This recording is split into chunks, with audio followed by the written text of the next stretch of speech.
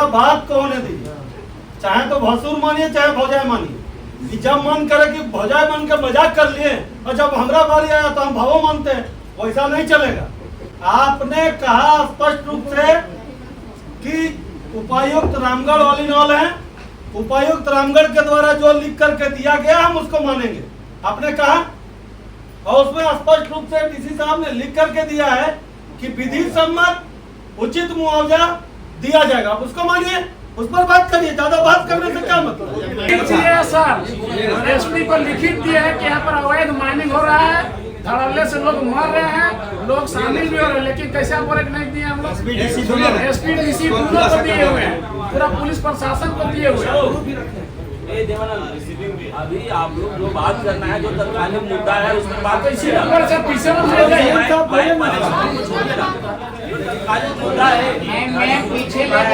ले जाइए। अभी में क्या हो रहा है उसमें बहुत समय हो गया।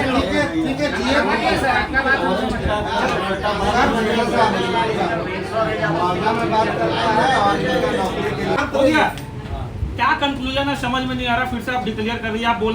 तो हम भी तो अपना जान बचा के हमारे पूरे से गमछिया दिए तो गमछिया उड़ जाता, 2 बार दिए उड़ गया। पहला उनका देखिए क्या है, पारिवारिक हित में लाभ योजना। लाभ योजना में क्या देंगे? उसके बाद बोलते हैं आवास योजना, मतलब मरने के हम लोग इंतजार करेंगे आवास के लिए मैम। उसके बाद तीसरा पॉइंट उसका क्या है, सरकारी प्रावधान के अनुसार उचित मुआवजा। कुछ उचित में क्या है, कुछ तो स्पष्ट है नहीं। फिर अगला पॉइंट है प्राथमिकता के आधार पर जिला में कॉन्ट्रैक्ट बेसिस पर बहाली होगा। बताइए जिनका परिजन चल गया कॉन्ट्रैक्ट में 5 बच्चा पोस लेगी दोनों को, कॉन्ट्रैक्ट में कितना देंगे? हत्या का जिम्मेवारी आप लेते हैं, इस मौत का जिम्मेवारी आप लेते हैं। पॉइंट है उनका 10 वर्ष की बच्ची का कस्तूरबा में नामांकन होगा। बताइए कस्तूरबा में तो कोई भी पढ़ता है आजकल, ये कोई तो बहुत बड़ा नहीं है। एक मैम, जैसे अभी जीएम साहब आप एक बात बहुत बढ़िया बात बोले कि डीसी साहब ने जो लिखा है उससे ना हम इधर होंगे ना उधर होंगे। उचित मुआवजा पर बात करिए, उसके बाद बाकी चीजों पर बात करिए। उचित मुआवजा पर बात करिए कि क्या बोले उचित, अब बाकी इधर उधर कोई बात मत करिए। डीसी साहब के बाद से आप ना इधर होंगे ना उधर होंगे। उचित मुआवजा उन्होंने लिखा है कि परिजन को उचित मुआवजा दिया जाएगा। आप उचित मुआवजा पर नियम संगत बताइए कि आप उचित मुआवजा क्या देंगे। आपका महारत्न कंपनी का वो कॉन्ट्रैक्टर है ना, उसका भी सेफ्टी का कुछ प्रावधान है, उस सेफ्टी का वो काम करता है नहीं करता है भाई। एम्प्लॉय सिक्योरिटी के लिए क्या उसके लिए प्रावधान है? वो ESIC स्कीम रखा था, अगर ESIC स्कीम रखता तो भाई उसकी बीवी को उसका सैलरी का 90% पेंशन रेगुलेट होता। अगर 20,000 महीना था, 90% जोड़ लीजिए, 18,000 रुपये महीना उसका आजीवन पेंशन बन जाता। वो है उसके पास में, तो बात कीजिए। PF स्कीम वो रन कर रहा है, PF के तहत में कुछ राशि उसका बनता, वो राशि दे देता। ग्रेजुएटी प्लान क्या था, क्या वो राशि तय करता। ग्रेजुएटी नॉर्म 15/26 है, वो राशि तय करता। जो आता बंद जो भी बनता हम एक्सेप्ट कर लेते। अगर उन प्रावधानों को भी देगा, ग्रेजुएटी का नाम क्या है? मिनिमम 5 ठीक है, वो तो टेन्योर आप बताएंगे ना कितना दिन का। हाँ तो ग्रेजुएटी वहाँ फॉलो नहीं होगा। ग्रेजुएटी ठीक है नहीं फॉलो हो रहा है, PF फॉलो करेगा, PF फॉलो करेगा कि नहीं, PF फॉलो करेगा कि नहीं? सुनिए, आप आर्गुमेंट करने के लिए हैं, आप आर्गुमेंट कर रहे हैं तो फिर बात कीजिए। सुनिए, आर्गुमेंट कर रहे हैं तो उस चीज पर बात कीजिए। नहीं तो फिर आप एक्सेप्ट कीजिए ना भैया। आप एक्सेप्ट करके बैठे, ये शुरू लाइन हम यही बोले कि जो राज्य शासन फाइनलाइज करेंगे हम राज्य शासन फाइनलाइज कर दीजिए। आपका एम्प्लॉय है, आपका ठेकेदार का एम्प्लॉय है, आपका वर्कमैन कंपनसेशन मैनेजमेंट के तहत में आपको मुआवजा तय करना, आप तय कर दीजिए, तय कर दीजिए। जिला प्रशासन तो बोल रही है भाई, सब चीज बोल रहे हैं। नहीं भैया ऐसे नहीं होता। तो फिर हम ऐसे ही उसको जाने ऐसे ही उसका जान था, लवारिस था क्या हो? उसका कोई जवाबदेही नहीं है, आपका कोई जवाबदेही नहीं है। नहीं आपका जवाबदेही है तो उसका सेफ्टी नॉर्म कहाँ पे है? कैसे आप उसको काम पे भेजते हैं? मरने के लिए भेजते थे क्या? आपका उस कंपनसेशन एक्ट में जाएंगे तो हम पोस्टमार्टम रिपोर्ट कहाँ से लाएंगे? करते हैं फिर आप पे FIR नहीं और क्या ठीक है ना, तय करवाइए लो, नहीं आप तय करवाइए कराई लो। नहीं तय करवाइए, आप एक्सेप्ट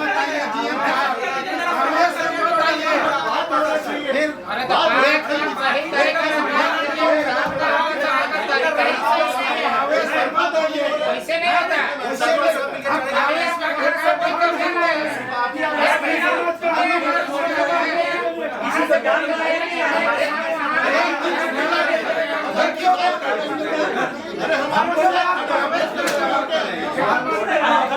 सही बोल रहा है। वो बोल रहा है कि जिला प्रशासन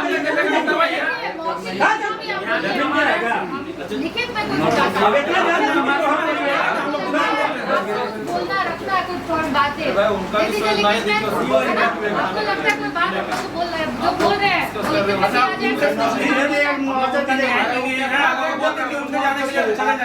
वो अपना रिप्रेजेंटेटिव चुनी है तभी आपको बात ठीक है आपकी सब बातें सही है हम लोग समझ रहे हैं सारी बातें है ना और चाहेंगे कि जल्द से जल्द उसको उचित मुआवजा जो लिखा हुआ है वो सारा चीज मिले और इसमें आप लोग भी अपने तरफ से जितना जल्दी हो सके कागजात प्रोसेस सारे चीज हम लोग के पास। देखिए मैं एक बात क्लियर है कि कागजी प्रक्रिया के आधार पर इनको मुआवजा 1 रुपया भी नहीं मिलने वाला है क्योंकि डेड बॉडी रिकवर नहीं। ठीक है आप कागजों की बात मत कीजिए यहाँ पे।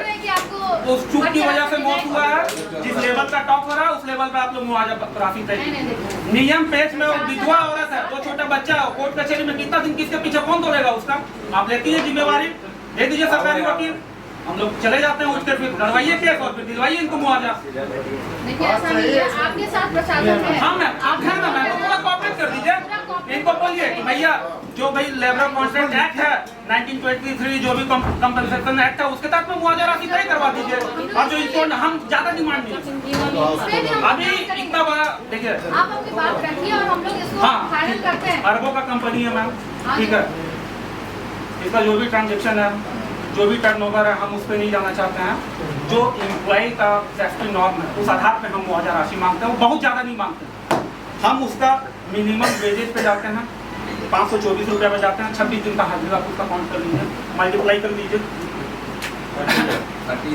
लीजिए लगभग 13,000 समथिंग आएगा उस आधार पे आप तय कर लीजिए 13 × 12 1 साल का कितना होगा अब उसका लेफ्ट ईयर जो बचा हुआ था 30 साल का जो इंश्योर्ड पॉलिसी है इंश्योरेंस नॉर्म है अगर किसी का इंश्योरेंस होता है उस आधार पर अगर डेथ हो जाता है तो उसको तय किया जाता है वो इंश्योर्ड पॉलिसी कॉन्ट्रैक्टर रखा था कि नहीं रखा था ग्रुप इंश्योरेंस करवाया था कि नहीं करवाया था ESIC था कि नहीं था तो फिर किस आधार पर आप उसको कॉन्ट्रैक्ट करते हैं तो आपका भी दायित्व बनता है ना आप टर्म्स एंड कंडीशन की बात करते हैं आप इन आधारों पे उनको दिए काम करने के लिए आप सेफ्टी नॉर्मों का पालन नहीं करवा के किसी को भी जान चला जाएगा तो ये गलत है तो दायित्व तो उस कंपनी का भी बनता है सिस्टम का भी दायित्व बनता है क्योंकि आप उसको काम पे रख रहे हैं और वो किन सुरक्षा प्रावधानों पे काम कर रहा है उन पे बात बनता है ऐसा नहीं है कि इन पे बात नहीं आएगा ये अपने सीधे हाथ से नहीं खींच सकते हैं आप बात रखवाइए और उस आधार पे मुआवजा अगर ये सॉफ्टवेयर नॉर्मों को पालन करते होंगे पीएफ का जो कंडीशन है उसको फॉलो करते होंगे जो राशि बनेगा हम एक्सेप्टेबल है लेकिन अगर वो सब नहीं है मैम तो फिर तो देना होगा ना मैम उस आधार पे जो भी कंपनसेशन बनता है जो उसका लेफ्ट ईयर है उस आधार पे दे दीजिए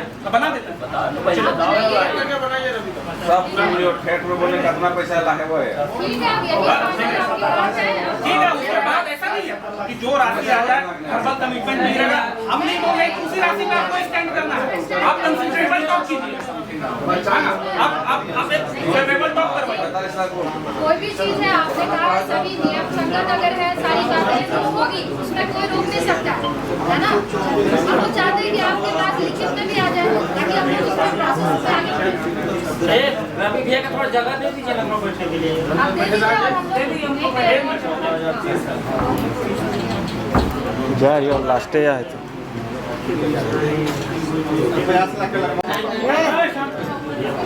मैम सुन लीजिए जो इंश्योर्ड नाम है इस तरह से किसी का भी बाइक दुर्घटना में भी उसका कंपनसेशन राशि तय किया जाता है उस आधार पे देखिए 540 रुपये डेली वेजेस पे जाते हैं 26 दिन का हाजिर काउंट होता है 14,000 रुपया मंथली उसका इनकम है 14,000 × 12 मतलब 1,68,000 साल का इनकम है उसके बाद 30 साल उसका लेफ्ट ईयर बचा हुआ था मृतक का उम्र लगभग 30 साल है तो 1,68,000 × 30 50,40,000 का मुआवजा राशि होता है ये जो नियमता होना चाहिए जो कि सेफ्टी नॉर्मों के तहत में अगर वो फॉलो करता है इस टाइप का होता तो ये प्रावधान के तहत में उसका वाइफ को आजीवन पेंशन के तहत में उसको रिकवरी होता ये ऐसी स्कीम जो होता है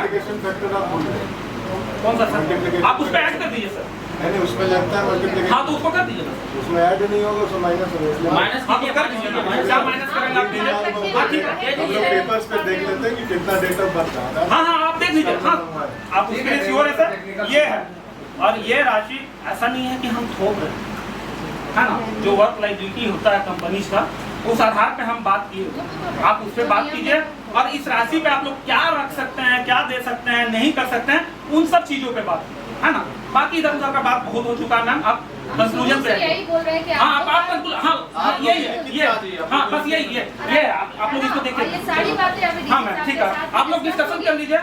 बिल्कुल इसमें जो नियम संगत है हम लोग जितना हो सके पूरी कोशिश हाँ। इसमें करेंगे और इनको हाँ और वही चीज यहाँ पे रिटेन में हो जाए, जो भी ऑन